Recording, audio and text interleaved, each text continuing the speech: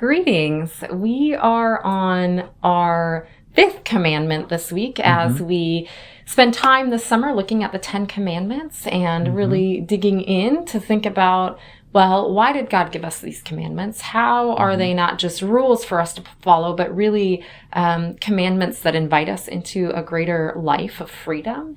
And how is that true for us today? How do these commandments help us to live as freed people, but also a community that embraces God's gifts of freedom?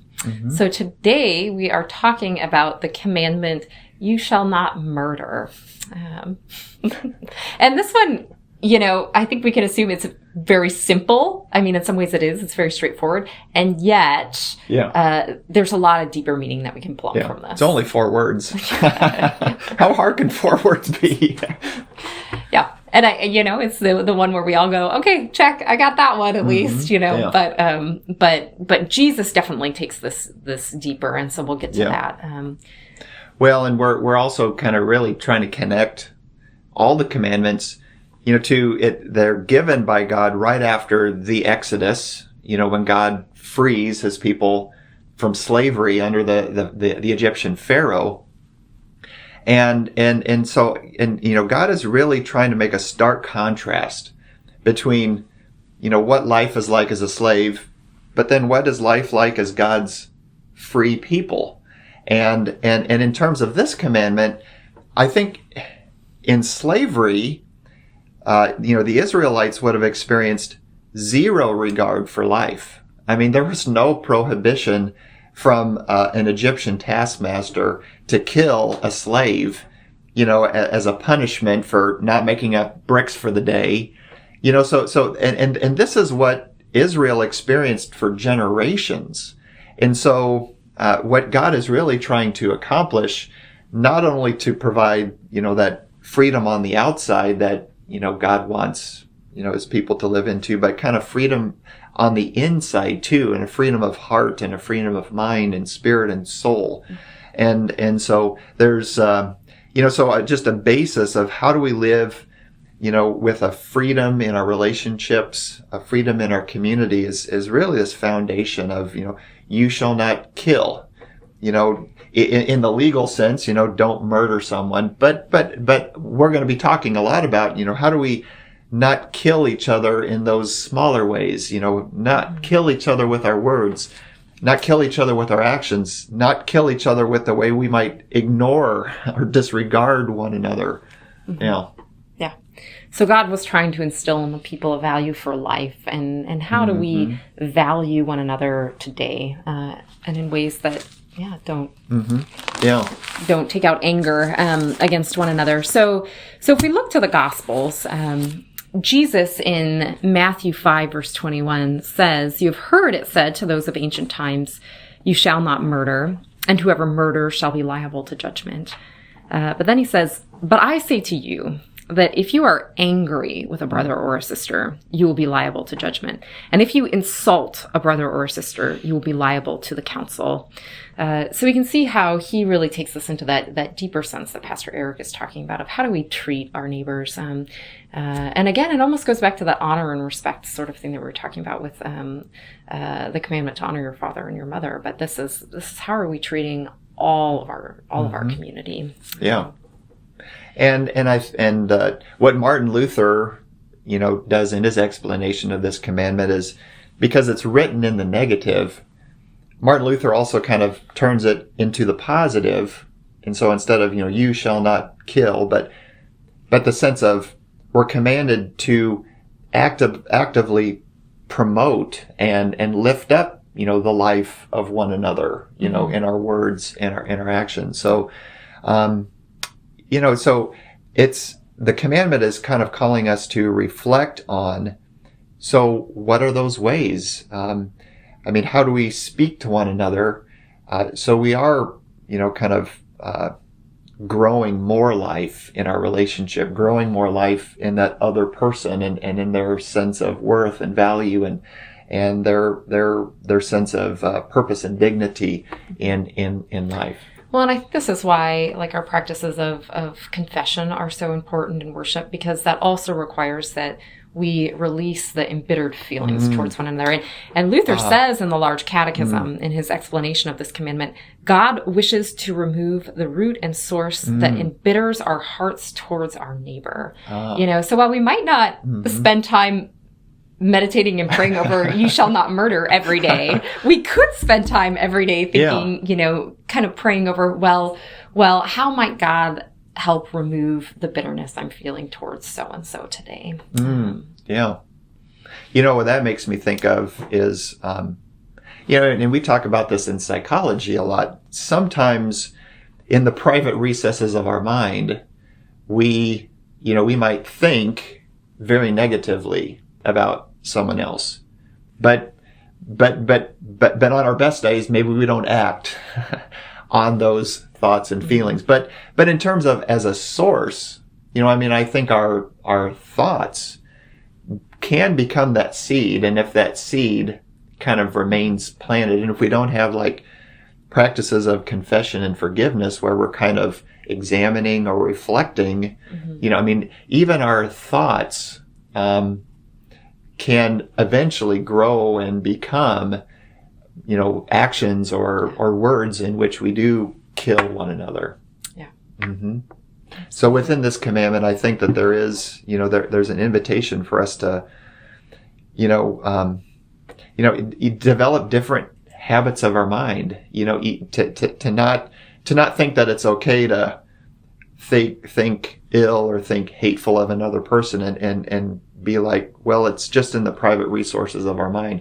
That could very well become a source, down the road where they do turn into words or actions. And So how does this commandment help us practice freedom and perhaps trust with one another? I think as I'm starting being a pastor here at Mountain View, I'm really learning the power of trust. That the basis and the foundation of all of our relationships, and how you build a community, how you build a healthy, vibrant culture, it really starts with trust. People have to trust me. I have to be able to trust other people. We have to be able to trust each other. And the way we do that, is first and foremost, we don't kill each other. Or we don't we don't do things that on violate this basic level. we don't violate those things of trust. And so what are those things? I think, listening to one another, I think sharing of stories, and, holding those stories, honoring one another's perspectives. And when someone else trusts us enough, to share their story, sometimes it might even be, a more tender part of our story. And then when we hold that in confidence, we don't violate what we've been entrusted with. That builds trust. And also too, I think to assume, this gets into the 8th commandment, but to assume the best about one another. Don't start from a negative assumption. If you're meeting someone for the first time, don't judge them on maybe their appearance and say that person's up to no good. That's not going to build any trust. But to start from a place, you are a human being created by God, made in the image of God. And so based on that, I don't want to kill you.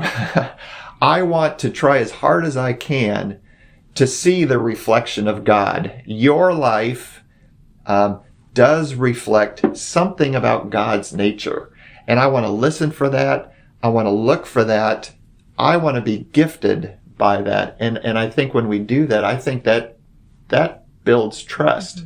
And in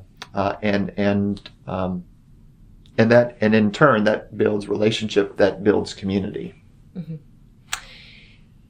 One other aspect of this commandment that I think pushes it out into our broader social sphere or circle is to think about having a community of trust, yes, and also having a community where all life is valued, and so people feel safe. And that, I think, has social implications for how we live together and how we look at our community.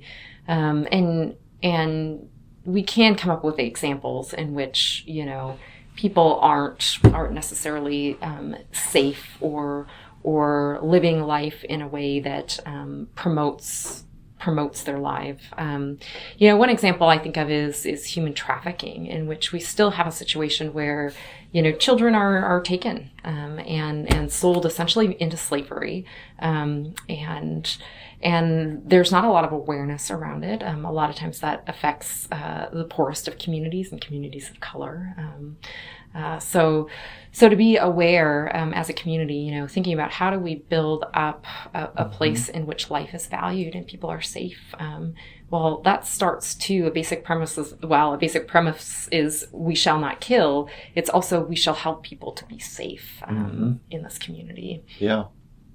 And we've been talking about this a lot, with the other commandment, but the sense of, just a bigger, how does the community practice, thou shalt not kill? And so as a community, how do we continue to expand that sense and vision of community so that more and more people are safe? Because in the case of human trafficking, if we limit our vision of community to it's just our congregation or it's just the neighborhood I live into, then maybe we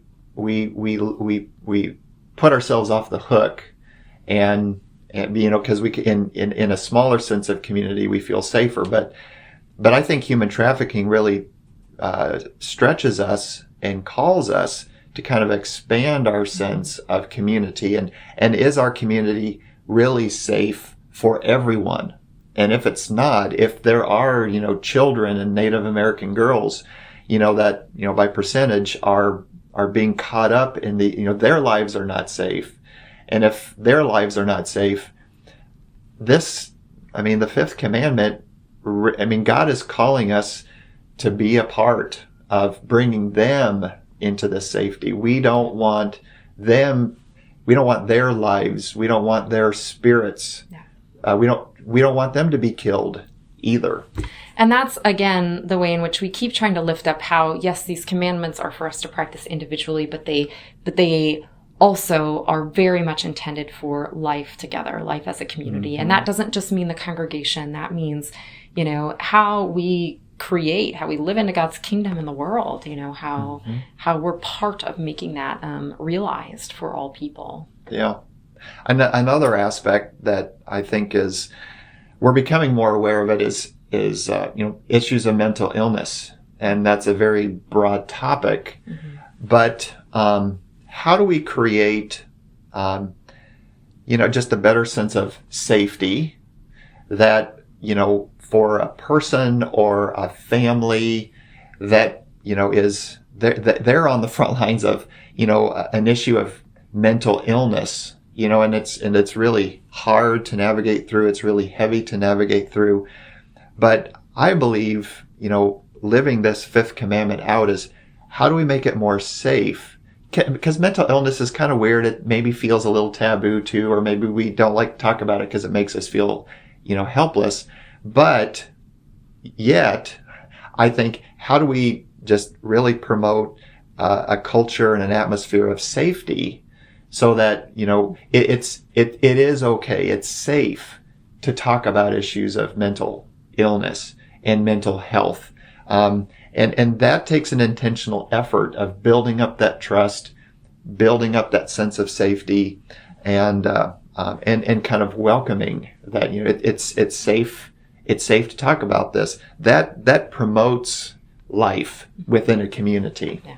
So again, the commandment stated in the negative, you shall not murder, but really, how do we uplift the positive? And that's the freeing aspect of it. How do we value life? How do we honor and respect the lives of all people? Yeah. And how do we make those values known in our community? Right. And so, the beginning of the commandments, the first three about how do we love God, the fifth commandment is a part of, how do we love our neighbor? Yeah. And so, Yeah, I mean, I think this is really a way that we love our neighbor. We pay attention to our neighbor.